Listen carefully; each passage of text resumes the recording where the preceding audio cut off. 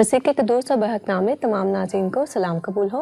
Programme हत्मी सच्चाई में खुशामदीद कहते हैं और सबसे पहले ईद तजस्सुम मसीह आप सबको बहुत ज़्यादा मुबारक हो।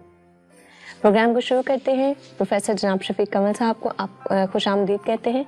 आज का हमारा ये तमाम शो जो है इसमें हम उन्हीं सवालात के बारे में गौर खौस करेंगे जो कि तजस्सुम मसीह के हवाले से उठाए जाते हैं। उन तमाम एतराज़ात को भी शामिल करेंगे जो कि तजस्सुम मसीह के हवाले से मुख्तलिफ मौके पे उठाए जाते हैं। इस सिलसिले में प्रोफेसर साहब, मेरा पहला सवाल आपसे ये है कि खुदा के बारे में हमारा आम तसव्वुर ये है कि खुदा अज़ल से है और अब तक रहेगा। तो फिर जब हम लफ्ज़ यूज़ करते हैं पैदा, पैदाइश, बच्चा, बेटा, तो क्या ये हमारे लिए कुछ मुश्किल नहीं हो जाता? इसे अक़ली और शऊरी तौर पर हम किस तरह से बयान कर सकते हैं कि एक शख्स जो कि हमारी ही तरह पैदा हुआ, हम इससे किस तरह से कामिल खुदा मान सकते हैं या कह सकते हैं? शुक्रिया। आपने जो सबसे खूबसूरत बात की है वो ये है कि आपने आते ही कहा कि ईद तजस्सुम मसीह मुबारक हो। मेरे लिए ये बड़ी खूबसूरत इस्तिलाह है और जिन लोगों को हैप्पी क्रिसमस या मैरी क्रिसमस से एलर्जी है उनको ये कहा जा सकता है। शायद उनको ये पसंद आए। उनको ये पसंद आए, ठीक बात है।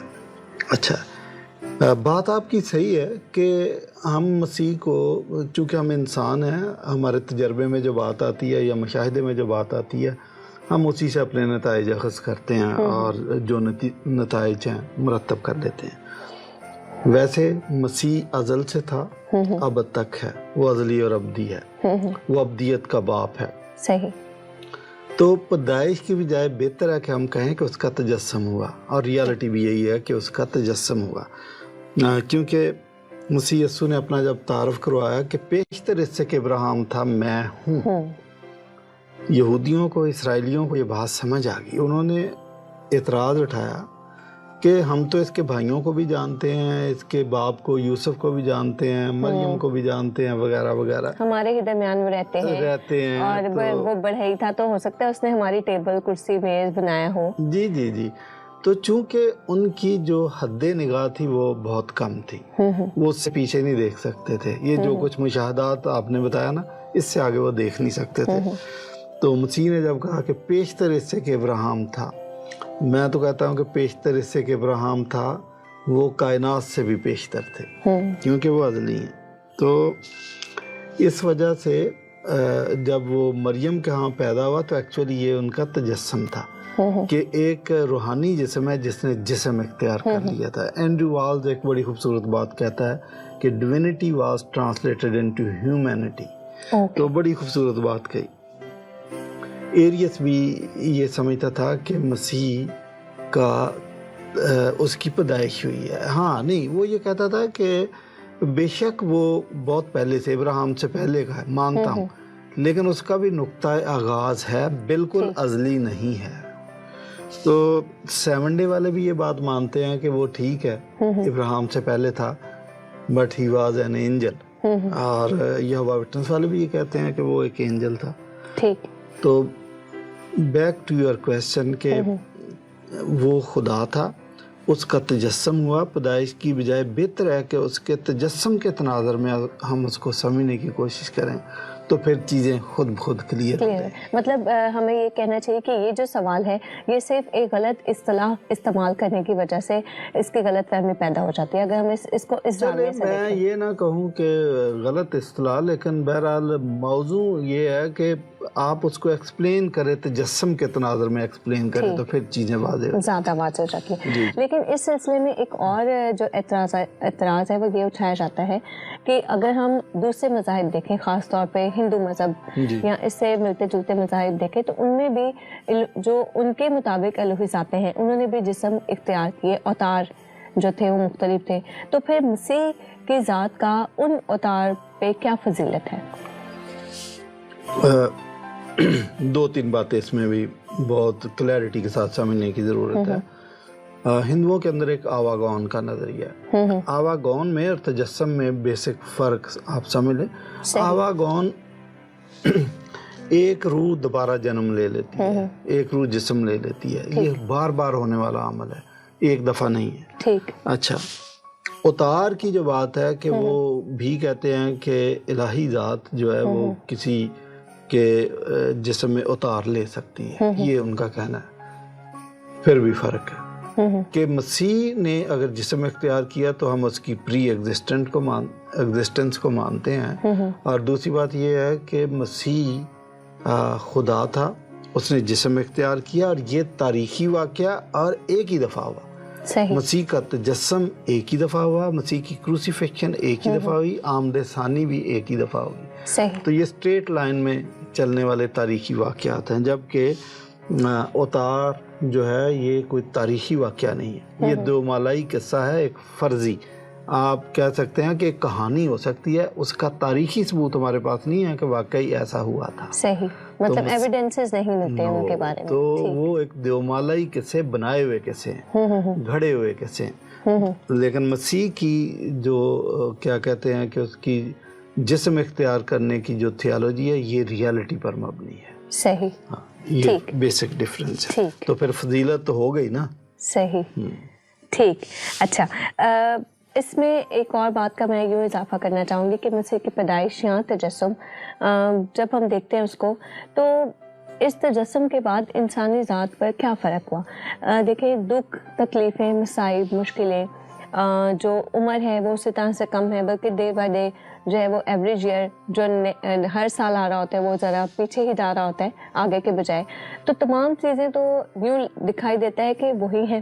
تو پھر جو ہے ہمیں کس طرح سے ہم کہہ سکتے ہیں کہ اس نے انسانی ذات پہ یا انسانی زندگی پہ کچھ اثر چھوڑا یا فرق پیدا کیا؟ یہ بھی انسان کی جو بصارت ہے اس کی کمزوری کی طرف اشارہ میں کروں گا، ادروائز فرق پڑا۔ صحیح۔ لیکن آپ جس طرح کہہ رہے ہیں، آپ بھی درست کہہ رہے ہیں کہ چونکہ عام انسان کی حد نظر ایک مخصوص حد تک ہے، وہ جو دیکھتا ہے اس کا جو مشاہدہ وہ یہی ہے کہ چیزیں ویسی کی ویسی ہیں، دکھ، تکلیف، مصیبتیں اسی طرح ہی چل رہے ہیں۔ تو مسیح کے کفارے نے، مسیح کی موت نے یا مسیح کے تجسم نے ہماری زندگی پہ کیا ایسا خاص کام کیا کیا؟ دیکھیں، پہلی بات کہ اولڈ ٹیسٹامنٹ کے اندر انسان کو جو سزا دی گئی تھی کہ تو خاک ہے، خاک میں لوٹ جائے گا، تو اسی کی جو کنٹینویشن ہے وہ مصیبتیں، دکھ، تکلیف، محنت، مشقت، جو جن کی طرف آپ نے اشارہ کیا۔ لیکن مسیحیت میں آ کے جب مسیح اس دنیا میں آیا تو جناب مسیح کی موت اور اس کا مردوں میں سے جی اٹھنا ہمارے لیے ایک زندہ امید بن گیا۔ اس سے پیشتر انبیاء کرام کے منہ سے بھی ہمیں یہ آہ و فغاں سنائی دیتی ہے کہ موت ہماری کھڑکیوں پر چڑھ آئی۔ بلکہ صرف اولڈ ٹیسٹامنٹ کے اندر 1450 مرتبہ موت کا لفظ آیا، یعنی اگر آپ کنٹینیوٹی کے ساتھ بائبل پڑھیں تو آپ کو سنائی دے گا وقفے وقفے سے موت موت موت۔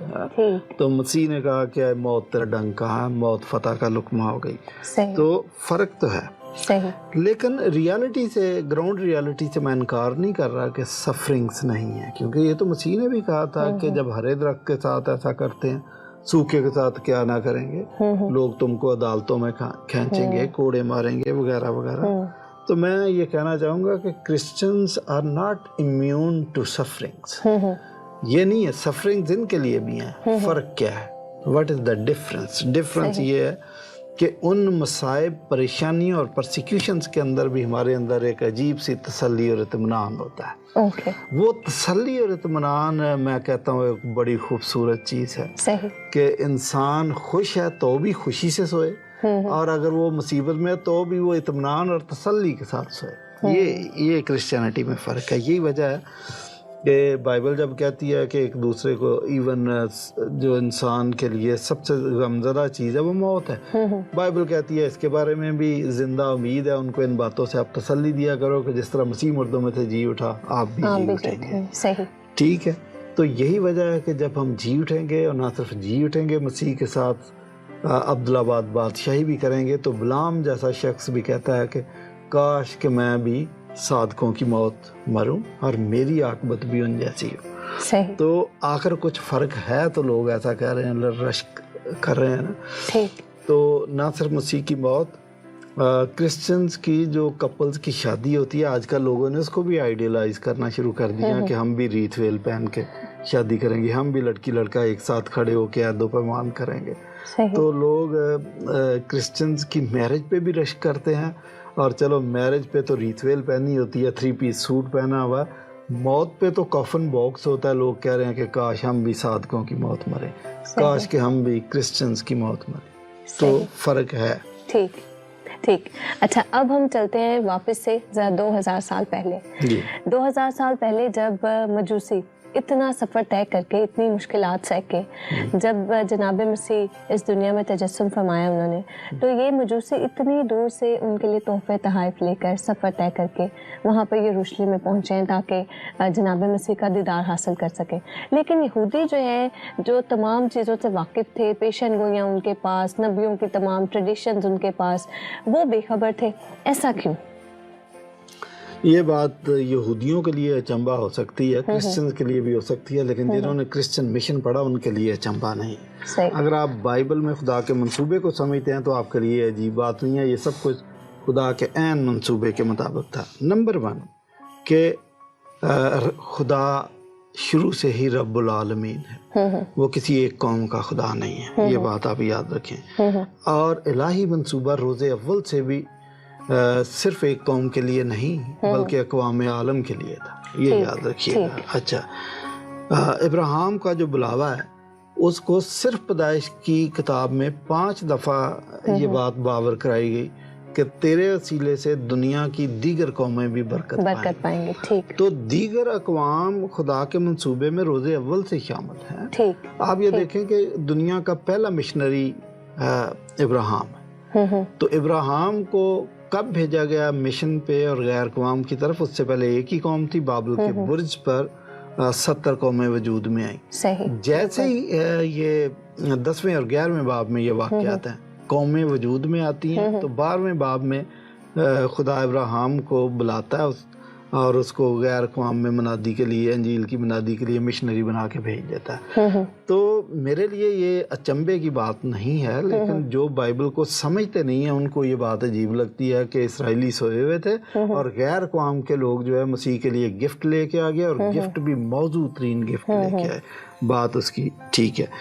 غلطیوں 3:8 میں لکھا ہے کہ پیشتر سے ابراہیم کو خوشخبری سنا دی گئی کہ تیرے وسیلے سے دنیا کی دیگر قومیں بھی برکت پائیں. ایک بات. دوسری بات میں آپ کو بتاؤں کہ چرچ اب بین الاقوامی صورت اختیار کر چکا. دنیا کے چپے چپے پہ آپ کو آج چرچ نظر آ رہے ہیں.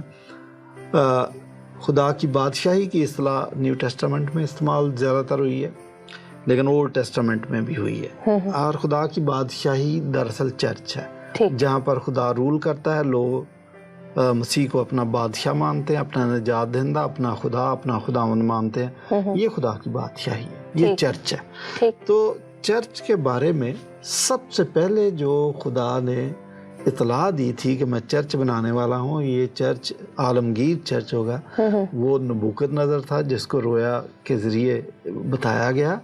اور یہ غیر قوم کا شخص تھا. حیرت کی بات ہے کہ وہ غیر قوم کا شخص تھا کہ اس کو رویا میں خدا نے دکھایا کہ پہاڑ کی چوٹی سے ایک پتھر بغیر ہاتھ لگائے کاٹا گیا. یہ جب لڑکتا ہوا نیچے آیا تو اس کا سائز بڑھتا چلا گیا, اور پھر اس نے ایک بت کو جو سونے کا تھا, چاندی کا تھا, مٹی کا تھا وغیرہ وغیرہ ہم جانتے ہیں, جو 3 بڑی بادشاہتوں کو, بابلی بادشاہت, یونانی اور رومی بادشاہت کی طرف اشارہ کرتا کہ یہ اپنے وقت کی طاقتور ترین بادشاہتیں تھیں, لیکن وہ پتھر ان سے ٹکرایا, یہ چور چور ان کو پاش کر دیا. لیکن یہ جو پتھر ہے یہ اتنا بڑا ہوتا گیا کہ دیکھتے ہی دیکھتے پوری دنیا پر پھیل گیا. یہ اس رویا کی جو تعبیر ہے وہ یہ ہے کہ یہ this is about kingdom of God, this is about the church.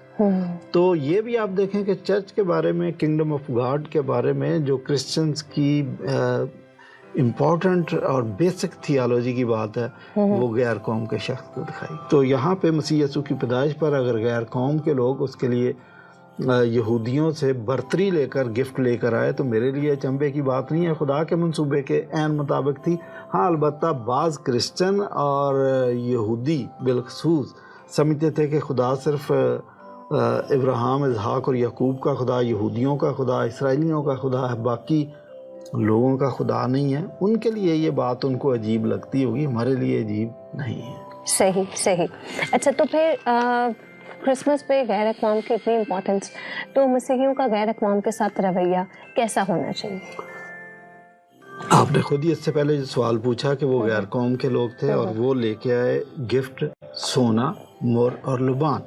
और सोना मसीह को बादशाह साबित करता है, मोर उसकी पैदाइश की उसकी मौत की तरफ, और लुबान उसकी कहानत की तरफ इशारा। सही। तो अगर गैर कौम के लोग ये गिफ्ट लेके आए थे जिनकी इम्पोर्टेंस, अलामती इम्पोर्टेंस मैं आपको बता रहा हूँ ये है, तो आज क्रिश्चियन की ये जिम्मेदारी है कि हम कोई ना कोई गिफ्ट लेके गैर कौम की तरफ जाएं। अब हमें उसके बरक्स करने की ज़रूरत है। सही। और जिस तरह वो सोना, मोर और लुबान लेके आए थे, हमें भी ऐसे गिफ्ट लेके जाने चाहिए कि हम मसीह की पैदाइश, उसकी मौत, उसका जी उठना, उसकी निजात और जो अंजील का पैगाम है ये उनको समझाएं किसी तरीके से। ये हमारी जिम्मेदारी है। सही, बहुत खूबसूरत। अच्छा, एक और बहुत बड़ा एतराज़ जिसके ऊपर हम एक पूरा प्रोग्राम भी गालिबन कर चुके हैं, लेकिन फिर भी ये सवाल हम तक जो है पूछा गया कि दोबारा से एक रिवीजन के तौर पर इसे ज़रूर आपसे पूछा जाए कि ये जो क्रिसमस है, ये यहाँ तजस्सुम का दिन है, ये जो है 25 दिसंबर ही को मनाया जाए, ऐसा क्यों?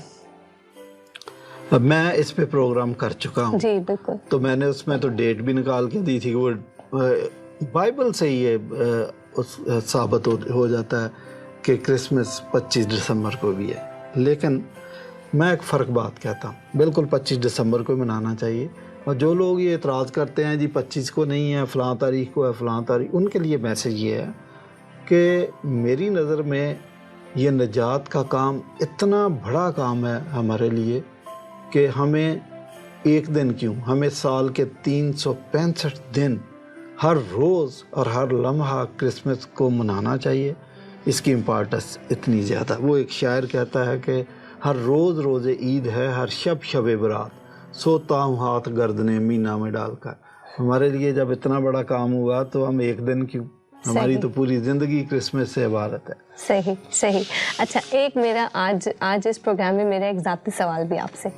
अक्सर काम करने के दौरान जिस तरह से हम जो है तमाम लोगों में काम करते हैं, तो आजकल ये ट्रेंड बहुत ज़्यादा हो गया कि जो हमारे मुसलमान भाई हैं, मुसलमान दोस्त हैं, वो लफ्ज़ मैरी क्रिसमस से लोगों को विश करने से थोड़े ऑफेंड होते हैं या इस लफ्ज़ को इस्तेमाल करते हुए हमें विश नहीं करना चाहते। तो इस पे थोड़ी रोशनी डालें, ऐसा क्यों? ठीक है, ये बात आपकी दुरुस्त है कि जिस मुल्क में हम रहते हैं ना, उसमें 96% हमारे मुसलमान भाई हैं। तो जिन अदारों में, जिन जगहों पे भी हम काम करते हैं, हमारा वास्ता उनके साथ होता है। तो आपका मुशाहिदा ठीक है कि बाज़ हमारे मुसलमान दोस्त ऑफेंड होते हैं मैरी क्रिसमस कहने से। लेकिन मैं आपको बताऊं, मेरे मुशाहिदे में ये भी आया कि बहुत सारे मुसलमान इस बात को पसंद भी करते हैं, क्रिसमस केक ले भी लेते हैं और भेजते भी हैं। सही। और उनको कोई प्रॉब्लम नहीं है। बहरहाल जिनको प्रॉब्लम है वो बाज़ औक़ात लोग मैरी क्रिसमस से मतलब बड़ा गलत निकाल देते हैं। Okay. वो कहते हैं ना, एक ही नुक्ते ने महरम से मुजरम बना दिया। जी जी जी। ये मैरी जो है MERRY मैरी, क्रिसमस, क्रिसमस मुबारक हो, खुशी मुबारक हो। लेकिन वो उसको समझ लेते हैं MARRY मैरी क्रिसमस के शादी वाला। वो समझते हैं कि अच्छा मुकद्दसा मरियम की शादी खुदा से हो रही है, इससे बेटा पैदा हो रहा है, लिहाजा जो मसीही लोग मसीह को, जनाब मसीह को खुदा का बेटा कहते हैं, वो इसी वजह से कहते हैं। तो ये मैरी क्रिसमस कहने से तो हम मसीह को बेटा मान रहे हैं, हम नहीं कहेंगे, ऑफेंड हो जाते हैं। हालांकि ये कहानी में कहीं भी नहीं है ये बात, ये वाक़या नहीं है कहीं भी, ये उनकी अपनी मिसअंडरस्टैंडिंग है। ये सलाब उनके अपने चाय के कप में उठा हुआ है। इसका हम इलाज क्या करें? मिसकंसेप्शन है उनकी। वैसे तो सारे सवालात जो हमारे मुसलमान भाइयों के होते हैं, दे कंप्राइज ऑन मिसकंसेप्शंस। सही सही सही। ये सारी गुफ्तगू हमने की, जो भी हमें मसले मसाइल दरपेश थे। लेकिन अब एक और सवाल कि आजकल ये भी बहुत ज़्यादा ट्रेंड है कि हर एक चीज़ को साइंटिफिक नुक्ता नज़र से बहुत ज़्यादा लोग परखते हैं। तो यीशु मसीह का जो तजस्सुम है, इसको आप साइंटिफिकली किस तरह से देखते हैं? साइंस इसके बारे में क्या इसके पैरेलल जाती है या इससे टकरा जाती है? साइंस के बारे में मैं आपको ये बताऊं कि पहली बात आपके ज़हन में ये आ जानी चाहिए कि Bible is not a book of science, हाँ बिल्कुल, कि साइंस के स्टूडेंट के लिए नहीं लिखी गई थी, ये आम आदमियों के लिए लिखी गई सही, थी। उसकी मिसाल मैं देता हूँ कि खरगोश के बारे में ये लिखा है कि वो जगाली करता है और उसके पाँव चिरे हुए नहीं है। किसी ने एतराज़ कर दिया कि वो तो जगाली नहीं करता, उसके तो अंदर जो चैम्बर है वो एक ही है, डबल चैम्बर है नहीं, तो ये तो बाइबल ने गलत लिख दिया। दोबारा कहूँगा कि ये साइंस की किताब नहीं है, लेकिन बात साइंटिफिक लिखी है। क्यों लिखा है ऐसा? आप खरगोश को देखें कि वो बैठा गाय की तरह ऐसे करता रहता है। अब जो बंदा जंगल से खरगोश पकड़ने जाता है तो वो तो देखेगा जगाली कर रहा, उसको तो नहीं पता दूर से कि उसने दूरबीन लगाई हुई है कि देखे इसके चैम्बर तो एक ही है, दो नहीं है, उसको तो नहीं पता। ना उसने बीएससी किया हुआ या एमएससी किया हुआ ज़ूलॉजी में कि उसको पता चल जाएगा। वो तो यही समझेगा जगाली कर रहा, पकड़ो और इसको हलाल करो। हाँ। तो मैं कहता हूँ बाइबल ने सही लिखा है कि जो आम ऑब्जर्वेशन के अंदर वो तो यही देखेगा जगाली कर रहा है, अच्छा तो शायद ये हलाल है। लेकिन बाइबल ने अगली बात क्या लिखी है कि उसके पाँव चिरे हुए नहीं है, इसलिए ये हराम है, इसको खाना नहीं। हाँ, अगर बाइबल ने ये लिखा होता कि ये जगाली करता है लिहाजा हलाल है, खा जाओ, तो फिर इसकी साइंसी गलती थी भाई, उसके तो अंदर चैम्बर ही नहीं है, वो वाला सेकंड चैम्बर नहीं है, आपने कैसे लिख दिया?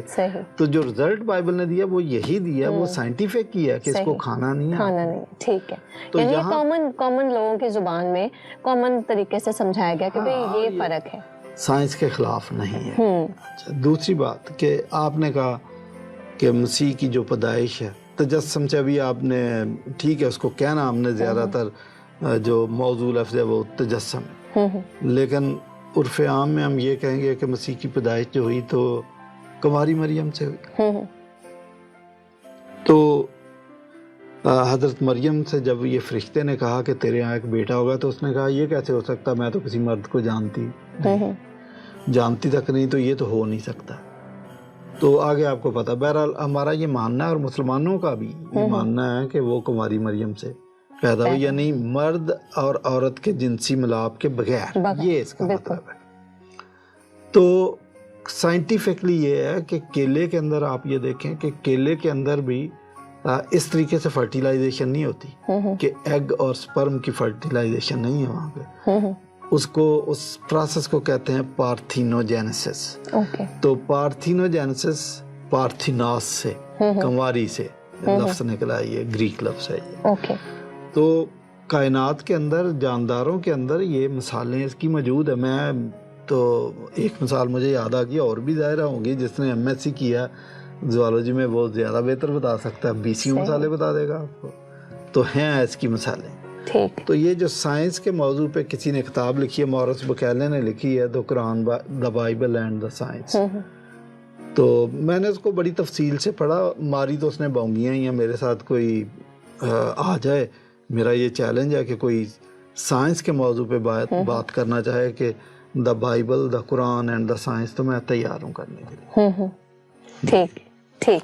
अच्छा सर, प्रोग्राम के आखिर में मसीहियों के लिए और गैर मसीहियों के लिए इस ईद पर आपका क्या पैगाम, एक मुख्तसर पैगाम, एक ब्रीफ पैगाम आप क्या देना चाहेंगे? क्रिसमस का पैगाम जो बाइबल में पैगाम है वो ये है कि आलम बाला पर खुदा की तमजीद व मसीह की जब पैदाइश या तजस्सुम बकौल आपके उस पे जो पैगाम है वो यही है कि आलम बाला पर खुदावंद की तमजीद हो और ज़मीन पर उन आदमियों से जिनसे वो राज़ी है सलाह। बाइबल जो कहानी बताती है कि आदम और हवा के गुनाह की वजह से खुदा और इंसान के दरमियान एक दीवार आ गई थी।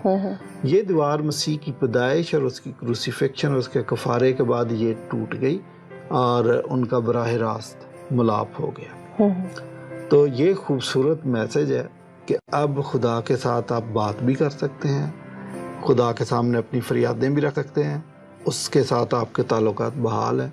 और मैं समझता हूँ कि खुदा की हुजूरी में जाना, उसकी मकबूलियत में आना अब ज़्यादा आसान हो गया है। सही, ठीक। और अब जो हम जो है खुदा को बाप कहने की जरूरत भी कर सकते हैं। ये कहना चाहिए। तो बहुत शुक्रिया प्रोफेसर साहब आज के इस प्रोग्राम की तमाम खूबसूरत बातों के लिए। जाते जाते आज के इस प्रोग्राम की हतमी सच्चाई, इंजील बमुताबिक मुक़द्दस यूहन्ना उसका तर्जुमा पढ़ना चाहूँगी आपके सामने। इंजील मुक़द्दस फरमाती है, इब्तिदा में कलाम था और कलाम खुदा के साथ था और कलाम खुदा था। यही इब्तिदा में खुदा के साथ था। सब चीज़ें उसके वसीला से पैदा हुई और जो कुछ पैदा हुआ है उसमें से कोई भी चीज़ उसके बगैर पैदा नहीं हुई। उसमें ज़िंदगी थी और वो ज़िंदगी आदमियों का नूर थी और नूर तारीकी में चमकता है और तारीकी ने नूर को कबूल ना किया। आज हमारे लिए हतमी सच्चाई ये है, सोचने की बात ये है कि आज भी हम तारीकी के फर्जंद हैं या नूर में रहते हैं। नूर अपनी पूरी आबोताब के साथ हमारे सामने चमक रहा है। क्या आज भी हम नूर को रद्द करते हैं या अपनी ज़िंदगी की तारीकी को मिटाने के लिए नूर को अपनी ज़िंदगी में जगह देते हैं? इस बात पर, इस हतमी सच्चाई पर सोचिए, गौर कीजिए और इन तमाम हतमी सच्चाइयों को जानने की, परखने की बर्दाश्त और हिम्मत अपने अंदर पैदा कीजिए। मेरी तरफ से तमाम मसीहियों को यही पैगाम कि इस ईद तजस्सुम मसीह पर या क्रिसमस पर अपनी ट्रेडिशंस को छोड़कर ज़रा इस पैगाम के बारे में सोचिए कि ज़्यादा ज़रूरी क्या है, जिस्मानी तैयारी या फिर ये इतनी बड़ी खुशखबरी की बात जो कि खुदावंद यीशु मसीह जनाब मसीह हमारे दरमियान तजस्सुम होकर आए, उस अंजील को, उस खुशखबरी को दूसरों तक पहुंचाना ज़्यादा ज़रूरी है। ज़रा इस बात पर सोचिए और गौर कीजिए। हमारी तरफ से खुदा हाफिज़। प्रोग्राम के इख्तिताम पर एक बार फिर आपको ईद बहुत बहुत मुबारक हो और इससे इन ही तमाम बातों को सोचते हुए गुजारें तो हमारे लिए ये एक बहुत बड़ी शुक्रगुजारी होगी। आप अपनी दुआओं में हमें याद रखिए, अपने फीडबैक हमें देते रहिए, अपने क्वेश्चन इसी तरह से हमें इरसाल करते रहिए। और आखिर में सर, क्रिसमस का एक ट्रेडिशन के हमारे घरों में अक्सर जो है केक काटा जाता है, हम इसे एक खुशी की अलामत तस्वुर करते हैं, तो हम चाहेंगे कि हम जो है मिलकर क्रिसमस का या ईद तजस्सुम मसीह का केक काटें।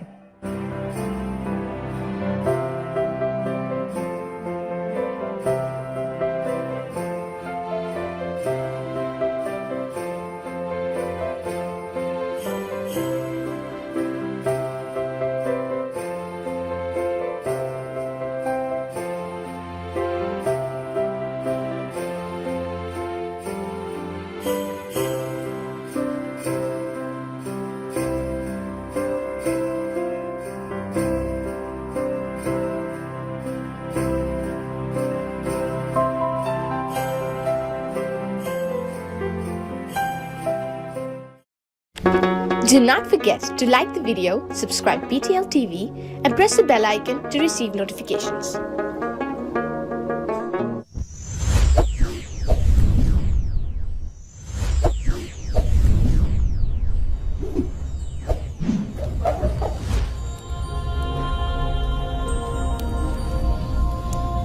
Jesus is the light of the world.